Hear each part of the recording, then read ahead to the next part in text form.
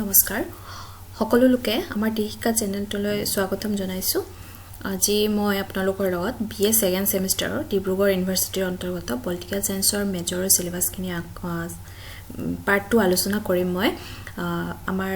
BA second সেমিষ্টাৰৰ Dibrugarh ইউনিভাৰ্চিটিৰ political সায়েন্সৰ major এখন paper আছে পেপাৰখন হৈছে ইণ্ডিয়ান গভৰ্নমেন্ট এণ্ড পলিটিক্স তাত আমি কি পঢ়িব লাগিব আপোনালোকে অলৰেডি সাগে সিলেবাস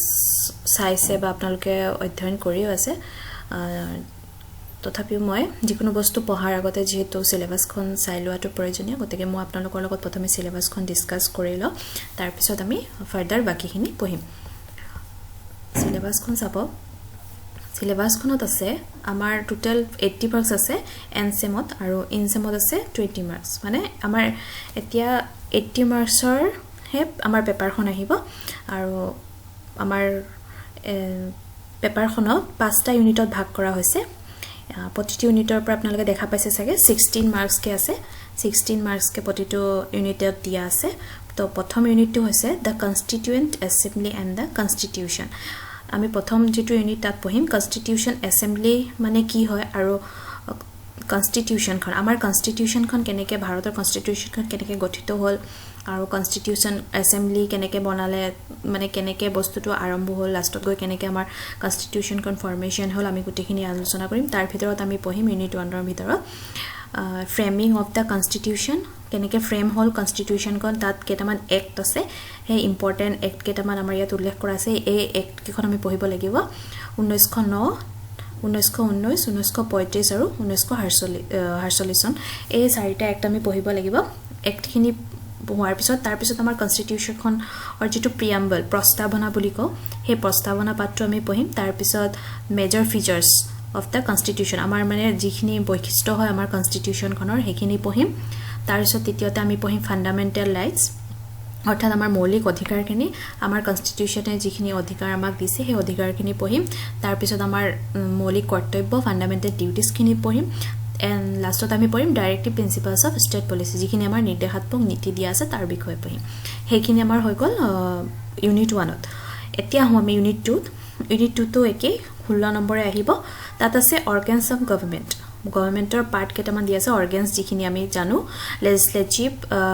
এক্সিকিউটিভ আৰু জুডিশিয়াৰী হেখিনি আমি পঢ়িব লাগিব সেকেন্ড ইউনিটত দিয়া আছে লেজিসলেটিভ আৰু এক্সিকিউটিভৰ বিষয়ে এক্সিকিউটিভ আৰু লেজিসলেটিভৰ মানে লেজিসলেচাৰৰ কম্পোজিশন খিনি পঢ়িম পাৱাৰছ ফাংচনছ হেখিনি পঢ়িম তাৰ পিছত এক্সিকিউটিভত আমি যোন আছে আমাৰ এক্সিকিউটিভ মেম্বাৰ হমৰ president vice president prime minister council of ministers তেওঁলোকৰ বিষয়ে পঢ়িম তাৰ পিছত আমি থাৰ্ডটোত আহিম আৰু এটা অৰ্গানছ that দিয়া আছে organs of government 1 আমাৰ আৰু এটা legislature আৰু executive পৰা বাহিৰে আৰু এটা আমাৰ organs আছে যেটো আমি judiciary বুলি জানো ন্যায়পালিকাৰ বিষয়ে পঢ়িম ন্যায়পালিকাত আমি পঢ়িব পাম supreme court and high court অৰ্থাৎ আমাৰ উচ্চতম ন্যায়ালয় উচ্চ ন্যায়ালয়ৰ বিষয়ে পঢ়িব পাম তেছ আমাৰ জুডিশিয়াল ৰিভিউ নো কি হয় তেছ ৰিলেশন বিটুইন এক্সিকিউটিভ আৰু জুডিশিয়াল ৰিলেশন কি হয় তেছ জুডিশিয়াল এক্টিভিজম কি হয় পাব্লিক ইন্টাৰেষ্ট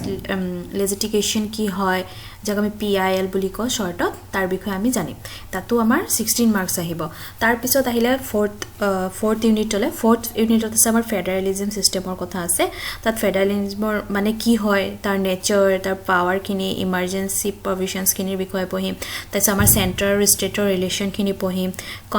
কনফ্লিক্টছ এণ্ড একমেন্ডেশন খিনি পঢ়িম 5th আৰু 6th শিডিউল যেটো আছে আমাৰ কনস্টিটিউশনৰ সেই শিডিউল খিনিৰ বিষয়ে আমি পঢ়িব পাম ফৰ্থ ইউনিটত লাষ্ট আমাৰ যেটো ইউনিট আছে 5th ইউনিটত আমি পঢ়িব পাম decentralisation and local government Panchayati Raj and municipality মানে আমাৰ সেন্ট্ৰেলৰ পৰা আৰম্ভ কৰি আমাৰ মানে লোকেল লেভেলৰ পৰা আমাৰ সেন্ট্ৰাল লেভেললৈকে যিখিনি গভৰ্নমেন্ট আছে সেই গভৰ্নমেন্ট খিনিৰ বিষয়ে পঢ়িব পাৰিম তাৰ ভিতৰত আমাৰ কিছুমান এমেন্ডমেন্ট আছে এমেন্ডমেন্ট কিছুমান ইম্পৰ্টেন্ট হয় সেই এমেন্ডমেন্ট কিছুমান আমি পঢ়িব পাম যেনেকৈ 73rd এমেন্ডমেন্ট 74th এমেন্ডমেন্ট লগতে 11 12 শিডিউল অফ দা কনস্টিটিউশন আমি শিডিউল আমাৰ কেটাও আমি 11 আৰু 12 শিডিউলটো আমি পঢ়িব লাগিব ঠিক আছে এইখিনি আমাৰ হৈ গল আমাৰ ইউনিট আৰু আমাৰ সিলেবাসখন আমি ডিসকাস কৰিলো আজি মই আপোনালোকৰ লগত অকমানকে আলোচনা কৰিম আৰু প্ৰথম পাৰ্টটো দা কনস্টিটিউট এসেম্বলি এণ্ড দা কনস্টিটিউশনৰ বিষয়ে অলপ আলোচনা কৰিম এতিয়া আপোনালোকে ভালদৰে শুনিব যদি বুজি পায় তেতিয়াও কমেন্ট কৰিব আৰু যদি কিবা বুজি পাবলৈ অসুবিধা হৈছে কমেন্ট কৰি জনাই দিব তো প্ৰথম ইউনিটটো the constituent assembly and the constitution এতিয়া কনস্টিটিউশন মানে কি হয় আমি সকলোৱে জানো যাক অসমীয়াত সংবিধান বুলি কোৱা হয় আৰু আমি সকলোৱে জানো সংবিধান এখন আমাক অতি প্ৰয়োজন যিকোনো দেখতে বা যিকোনো আপোনালোকে ধৰিব লওক আপোনালোকৰ ঘৰতে নিয়ম নীতি কিছুমান আমি মানি চলো হয়নে সেই নিয়ম নীতিখিনি জানিবৰ কাৰণে বা আমাৰ অধিকাৰখিনি জানিব কাৰণে তাৰপিছত আমাৰ দেশখনো কেনেকৈ চলিব আমাৰ ইয়াৰ নাগৰিকসকলৰনো কি অধিকাৰ আছে সেইখিনি বস্তু জানিবৰ কাৰণে আমাক কনস্টিটিউশনখনৰ প্ৰয়োজন আৰু কনস্টিটিউশনখনে আমাক ৰুলছ ৰেগুলেশন কিছুমান দিয়ে এখন দেশ পৰিচালনা কৰিবৰ কাৰণে সেই কনস্টিটিউশনখননো কেনেকৈ গঠন হৈছিল আমাৰ ইণ্ডিয়াত তাৰ বিষয়ে আমি এই ইউনিটটোত আমি আলোচনা কৰিম যেহেতু আমাৰ ভাৰতবৰ্ষ দীৰ্ঘদিন ধৰি ব্ৰিটিছসকলৰ অধীনত আছিল আৰু 1947 চনৰ 15 আগষ্ট তাৰিখে স্বাধীনতা লাভ কৰিছিল আমি সকলোৱে জানো স্বাধীনতা হোৱাৰ পিছত আমাক যেহেতু এখন কনস্টিটিউশনৰ প্ৰয়োজন হৈছিল আৰু সেই কনস্টিটিউশনখন গঠন কৰিবৰ কাৰণে আমাক কিছুমান বস্তুৰ প্ৰয়োজন হৈছিল মানে কেনেকৈ কি কৰিলে ভাল হ'ব দেশখন কেনেকৈ আগবঢ়াই নিব পাৰিম এই গোটেইখিনি বস্তু কনস্টিটিউশনত মানে কনস্টিটিউশনত ভালদৰে দিয়া আছে তাৰ কাৰণে প্ৰয়োজন হৈছিল আমাক প্ৰথমে লাগিব যিকোনো বস্তু এজন মানুহেটো কেতিয়াও গঠন কৰিব নোৱাৰে গতিকে আমাক কিছুমান মানুহ যিসকল সেই সময়ত নেতা বা যাক আমি ভাল ফেজ বুলি জানো যিসকল লিডাৰ আছিল তেওঁলোকে মিলি পেলাই কি কৰিছিল এখন কনস্টিটিউয়েন্ট মানে কনস্টিটিউশনখন বনাবৰ কাৰণে এটা এসেম্বলি বা সভা গঠন কৰিছিল সেই সভাখনৰ জৰিয়তে কি কৰিছিল আমাৰ কনস্টিটিউশনখন ৰচনা কৰি উলিওৱা হৈছিল আৰু আমি সকলোৱে জানো আমাৰ কনস্টিটিউশনখন যিখন সভা আছিল আমাৰ সংবিধানৰ সভা সেই সভাৰ সভাপতি আছিল ডক্টৰ ৰাজেন্দ্ৰ প্ৰসাদ আৰু তেওঁৰ লগত আৰু বহুতো ব্যক্তি আছিল যিসকলে মিলি পেলাই কনস্টিটিউশনখন আৰম্ভ কৰাৰ কাম মানে কনস্টিটিউশনখন কেনেকৈ আৰম্ভ হ'ব তাৰ গোটেইখিনি বস্তু আলোচনা কৰি আৰম্ভ কৰিছিল আৰু তাত এটা ড্ৰাফটিং কমিটি বনাইছিল আৰু ড্ৰাফটিং কমিটিৰ যিজন সভাপতি আছিল তেওঁ আছিল ডক্টৰ B.A. আম্বেদকাৰ এখন তেওঁৰ লগত আৰু কেইজনমান ব্যক্তি লগ লাগি এটা ড্ৰাফটিং কমিটিখনে তেওঁলোকে কি কৰিছিল কনস্টিটিউশনখনত ভালদৰে ড্ৰাফট কৰি খচৰা বনাই পেলাই আমাক দিছিল এই কনস্টিটিউশনখন এদিনত বনা নাছিল যিকোনো এটা বস্তু বনিবলৈ অকমান সময়ৰ প্ৰয়োজন হয় আৰু যেহেতু আমাৰ পুনে মাত্ৰ আমাৰ দেশখন স্বাধীন হৈছিল হেবাবে কি হৈছিল আমাৰ 1947 চনতে কনস্টিটিউশনখন লিখি উলিয়াব পৰা নাছিল গতিকে আমি জানো আমাক এটা দীঘলীয়া সময়ৰ প্ৰয়োজন হৈছিল কনস্টিটিউশনখন ৰচনা কৰিবৰ কাৰণে আৰু ৰচনা কৰি হেক কৰিছিল 6 ডিসেম্বৰ 1946 চনত হেক আৰম্ভ হৈছিল 1946 চনৰ 6 ডিসেম্বৰ তাৰিখে আৰু ৰচনা কৰি হেক কৰিছিল কিমান চনত 1950 চনৰ 26 জানুৱাৰী তাৰিখে সম্পূৰ্ণ কৰিবা আমাৰ দেশত এখন উতে দেশখনত 1950 চনৰ পৰা কাৰ্যকৰী হৈছিল ইয়াত কৈছে সক the constitution were prepared after lengthy deliberations in the constituent assembly which began on 6 December 1946 began কৰা হৈছিল মানে আৰম্ভ কৰা হৈছিল 6 December 1946 আৰু came into force on 26 January 1950 আৰু 26 জানুৱাৰী 1950 চনত হেখন লিখি হেক কৰা হৈছিল মানে আমাৰ লিখি হেক কৰা নহৈছিল লিখি হেক কৰিছিল 26 নৱেম্বৰ 1949 চনত আৰু হেখন আমাৰ মাজত গুটেই কাৰ্যকৰী কৰা হৈছিল 26 জানুৱাৰী 1950 চনৰ পৰা যেহেতু কনস্টিটিউশনখন আমাৰ বহুত প্ৰয়োজন আৰু সেই কনস্টিটিউশনখন এদিনত লিখি উলিওৱা নাছিল তথাপি এই কনস্টিটিউশনখন আমাক লাগে বুলি আমাৰ দেশখন স্বাধীন কৰি দিবৰ কাৰণে কোৰ পৰা আৰম্ভ হৈছিল সেইখিনি আমি কথা জানিব লাগিব গতিকে তাৰ কাৰণে আমি পঢ়িব লাগিব ফ্ৰেমিং অফ দ্য কনস্টিটিউশনৰ এক্ট অফ 1909 চনৰ এক্টৰ কথা আমি পঢ়িব লাগে সেই এক্টতনো কি আছিল সেই এক্টৰেনো কি সহায় কৰিছিল আমাক কনস্টিটিউশনখন বা সংবিধানখন ৰচনা কৰিবৰ কাৰণে কেনে ধৰণে আমাক মানে আৰম্ভ হৈছিল বা 1919 চনৰ এক্টনো কি হয় হেখিনি আমি ভালদৰে জানি লব লাগিব এতিয়া আহো আমি 1919 চনৰ এক্টলৈ এটা ফ্ৰেমিং অফ দা এতিয়া আপোনালোকে চাব এক্ট অফ 1909 চনত 1909 চনত কি আছে নো গভৰ্নমেন্ট অফ ইণ্ডিয়ান এক্ট 19 এই যে 1909 চনৰ যিখন এক্ট আছিল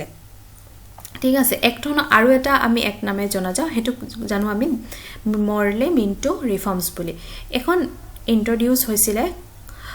FS the Congress and introduce a separate electoral based on religion এখন এনেকা এক যেটো মানে আমাৰ তেতিয়া ব্ৰিটিছ সকলে আছিল আমাৰ ইয়াত যিখন একটি আমাৰ কি কৰিছিলে গুটেই দেশখনৰ ব্যৱস্থাটো অকমান পৰিৱৰ্তন কৰিছিলে আগৰ ব্যৱস্থাটোৰ পৰা অকমান বেলেগ কৰিছিলে 1909 চনৰ যিখন মিল এক্ট আছিল বা মৰলে মিন্টো ৰিফৰ্মস বুলি আমি জানো হেকনে কিছুমান বস্তু আমাক মানে ৰিফৰ্মস কৰি পেলাই দিছিলে তাত দিছিলে কি কৰিছিলে তেওঁলোকে it considerable increase the size of the legislative council both central and provisional তেওঁলোকে কি কৰিছিলে central আৰু আমাৰ যিখন provisional প্ৰদেশসমূহ আছিল তাত কি কৰিছিল legislative council কিছুমান গঠন কৰি দিছিলে আৰু কি কৰিছিলে the number of members in the central legislative council was raised from 16 to 60 তাত আছিল কি আমাৰ যিখন সেন্ট্ৰাল লেজিসলেটিভ কাউন্সিল আছিল আমাৰ সেন্ট্ৰাল যিখন আছিল হেখনত আগতে আছিল কিমানজন 16 জন ব্যক্তি আছিল হে মেম্বাৰস সকলৰ 16 পৰা কি কৰিলে 60 60 লকে কি কৰিলে মানে 60 লকে কি কৰিলে বৃদ্ধি কৰি দিলে the number of members in the provisional legislative council was not uniform কিন্তু যেটো আমাৰ provisional প্ৰদেশৰ যিখন legislative বনাইছিলে তাত কিন্তু কোনো হিসাব নাছিলে যে ইমান জনে বহাব লাগিব তেওঁলোক কি কৈছিলে was not uniform কোনো uniformity দিয়া নাছিলে লগতে কি কৰিছিল তেওঁলোকে it retained official majority in the central legislative council but allowed the provisional legislative councils to have non official majority তেওঁলোকে কি কৰিছিল যেটো central legislative আছিল তাত কি কৰিছিল তেওঁলোকে বিশেষকৈ official যিসকল official majority মানুহ আছিল তেওঁলোকক কি কৰিছিল তাত বৃদ্ধি কৰিছিল official majority কিছুমান বৃদ্ধি কৰি দিছিল but allowed the provisional legislative council to have non official কিন্তু যেটো provisional legislative আছিল যিখন আমাৰ প্ৰাদেশিক যেটো legislative আছিল হেকিনত কিন্তু আমাৰ official member সকলক দিয়া নাছিল তাত কি আছিল non official মানুহ কিছুমানকে নিযুক্তি কৰি দিছিল তাৰ পিছত আমি চাব পাৰো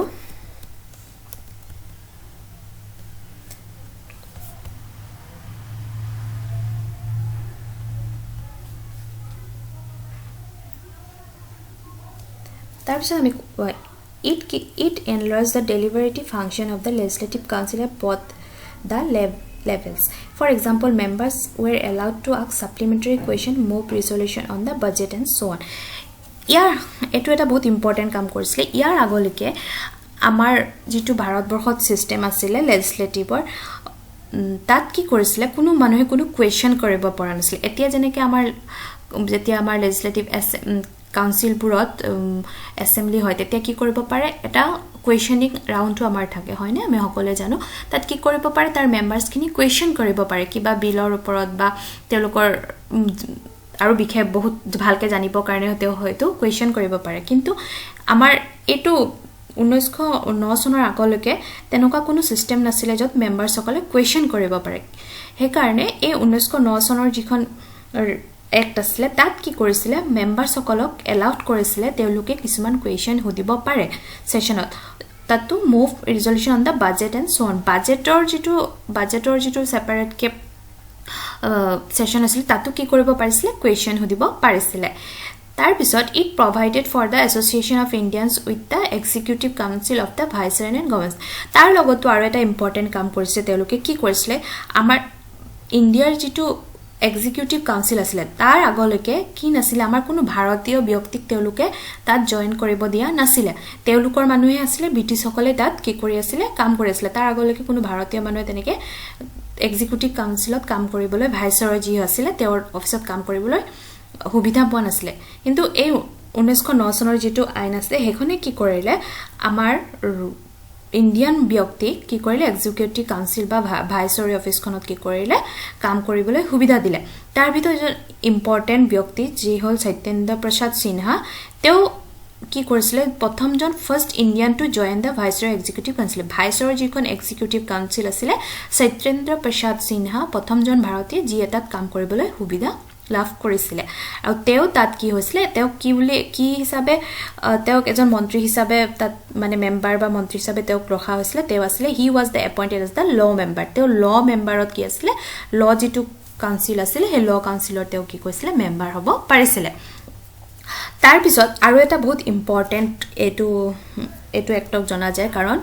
এই ইয়াত আপোনালোকে দেখা পাইছে পিপিটিটোত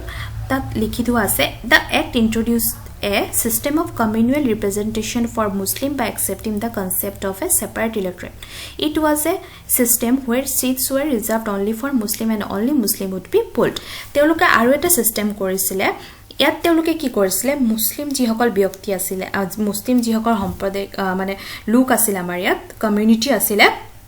তেওঁলোকৰ কাৰণে কি কৰিছিল এটা সেপাৰেট ইলেক্টৰেট মানে তেওঁলোকে ভাগ কৰি দিছিল যে সেপাৰেট ইলেক্টৰেট হ'ব মুসলিমৰ কাৰণে বেলেগ হ'ব হিন্দুসকলৰ কাৰণে বেলেগ হ'ব এনেকৈ তেওঁলোকে ভাগ কৰি দিছিল ধৰ্ম ভিত্তিক তো মুসলিমৰ কাৰণে কি কৰিছিল এটা সেপাৰেট ইলেক্টৰিক সিস্টেমত ভাগ কৰিছিল আৰু তাত কি কৰিছিল হে যেটো মুসলিম সকলৰ কাৰণে সেপাৰেট ইলেক্টৰেট বনাইছে তাত কেৱল কি কৰিব অকল মুসলিম লোকসকলে তাত কি কৰিব পাৰিব জয়েন কৰিব পাৰিব তাত তেওঁলোকে কি কৰিব পাৰিব ভোট দিব পাৰিব তেওঁলোকে নিজৰ ব্যক্তিসকলক তাত চুজ কৰিব পাৰিব বা কেৱল মুসলিম লোকসকলে কি কৰিব পাৰিব তাত থাকিব পাৰিব বা তেওঁলোকে নিজে নিজৰ মাজত মানে কি কয় সেপাৰেট ইলেক্টৰেট গঠন কৰিব পাৰিব কেৱল মুসলিম সকলে তাত অংশগ্ৰহণ কৰিব বা তাৰ বাহিৰে বেলেগ কোনো ৰিলিজনৰ মানুহে নোৱাৰে এনেকুৱা এটা সিস্টেম কৰি দিছিলে গতিকে হেইভাবে কি দা act legalized communalism and Lord Minto came to be known as the father of communal electorate. Teo ki korisile legalized communalism ki korisile legalized kori disile aru Lord he jihetu Lord Minto act konote legalized communalism kora asile gotike teo ki boli jana jay father of communal electorate. Lord Minto anja namero jana jay teo father of communal electorate boli koa hoy. Tar pisot aru sabo it also provide for the separate representation of presidency corporations chamber of commerce universities jame teluke ki korisile beleg separate kisuma representative pothiaisile to kot pothiaisile presidency corporation ot asile tarso chamber of commerce ot asile university jame mane hokolur karone separate representative or byabostha ei act kone kori disile tar logote aru kisuman ami sao aru ki korisile teluke ki korisile it expand legislative council at the center from 16 to 69 members and provisional legislative with 52 in eta so ইয়াত আমি এখিনি already আমি আলোচনা কৰিলো যে legislative council center যেটো আছিল তাত 16 জনৰ পৰা 69 মেম্বাৰছ লকে বৃদ্ধি কৰিছিল কিন্তু আমি যেহেতু এতিয়ালৈকে পঢ়িছো যে প্ৰভিন্সিয়েলত কোনো তেনেকুৱা বৃদ্ধিৰ নাছিলে তাত কোনো ফিক্স নাছিলে ইউনিফৰ্মিটি নাছিলে কিন্তু তেলোকে কিছুমান কৰিছিলে যে প্ৰভিন্সিয়েল লেজিসলেটিভ তেনেকে 50 বেংগলত কৰিছিলে 52 জন মাদ্ৰাজ বম্বে এণ্ড ইউনাইটেড প্ৰভিন্সনত আছিল 47 জন মানে প্ৰতিটোতে 47 জন কে আছিল মাদ্ৰাজত 47 জন বম্বেত 47 তেনেকে ইউনাইটেড প্ৰভিন্সনত 47 জন আৰু 41 in east Bengal and Assam ফটাৰে 41 কত দিছিলে ইষ্ট বেংগল আৰু আসামত দিছিলে আৰু 25 ইন পাঞ্জাবত দিছিলে 25 জন আৰু বাৰ্মাত দেখিছিলে 16 জন দিছিলে তেনেকে তেলোকে ভাগ কৰি দিছিলে সেন্টাৰ আৰু প্ৰভিন্সিয়েল মানে প্ৰদেশ আৰু কেন্দ্ৰবোৰৰ মাজত তেনেকে ভাগ কৰিছিলে আমাৰ এই সিস্টেমটো বৰ্তমানো আছে মেম্বাৰ একে নহয় কিন্তু আমি এতিয়াও আমাৰ কি আছে সেন্টাৰত বেলেগ লেজিসলেটিভ কাউন্সিল মানে আছে আমাৰ সেন্টাৰৰ কাৰণেও আছে আৰু আমাৰ ৰাজ্যসমূহৰ কাৰণেও আছে তাৰ পিছত আহিছে election was introduced the legislative council at the center based on the electorate college it was the first attempt to introduce a representative and popular element in Indian administration teluke ki korisile legislative council at center based on the electoral college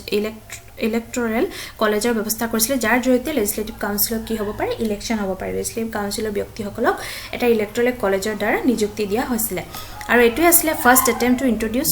এটোই আছিল প্ৰথম যি সকলে representative and popular element in Indian administrationত কি আছিল এটোই প্ৰথম first attempt to introduce representative and popular element এটোই আছিল যিটো মানে আমাৰ Indian administrationত representative যাব পাৰিছিল At the provisional level, the elected non-official members were now in majority. That ki korisile eto asle amar central karone eta electoral college hobo tat manukhiniye vote di pelai legislative council ahibo enoka dhoroner eta ব্যবস্থা korisile kintu provisional tat ki korisile tat non-official member kisumanok mane non-official members were now in majority. Tat ki korisile non-official lokhokolok ki korisile majority hisabe rakhisile. The act enlarged the function of the legislative council such as the right to discussion, asking question and supplementary question. A questioning or kotha to already kolo. Tar uporiu এই এক্টখনে কি কৰিলে right to discussion কৰিবও দিলে কোৱেশ্চনো সুধিব পাৰে সাপ্লিমেন্টাৰী question মানে এটা all round এটা কি কৰিলে তেওঁলোকে পৰিৱৰ্তন আনিলে কমিউনিলিজ কি কয় বেলেগ কমিউনিটি কমিউনালিজম যেটো আমাৰ সেপাৰেট ইলেক্ট্ৰনিক আছিল হেতু ইলেক্টৰেট আছিল হেতুৰ ব্যৱস্থা কৰিলে তাৰ পিছত ভাৰতীয় লোকক কি কৰিলে এক্সিকিউটিভ কাউন্সিলত জয়েন কৰিব দিলে তাৰ পিছত সেন্ট্ৰেলৰ কাৰণে আকৌ প্ৰভিশনৰ কাৰণে বেলেগ বেলেগ লেজিসলেটিভ বনালে তাত আকৌ সিটসমূহ বৃদ্ধি কৰিলে লগতে কি কৰিলে হে যি সকল লোক লেজিসলেটিভ কাউন্সিল তেওঁলোকে ডিসকাশনো কৰিব পাৰিব কোৱেশ্চনো কৰিব সাপ্লিমেন্টাৰী কোৱেশ্চনো কৰিব পাৰিব এখিনি বস্তু কি কৰিলে এটা ধুনিয়াকে কি কৰিলে এটা সিস্টেম কৰি দিলে লগতে আৰু কি পাইছিলো আমি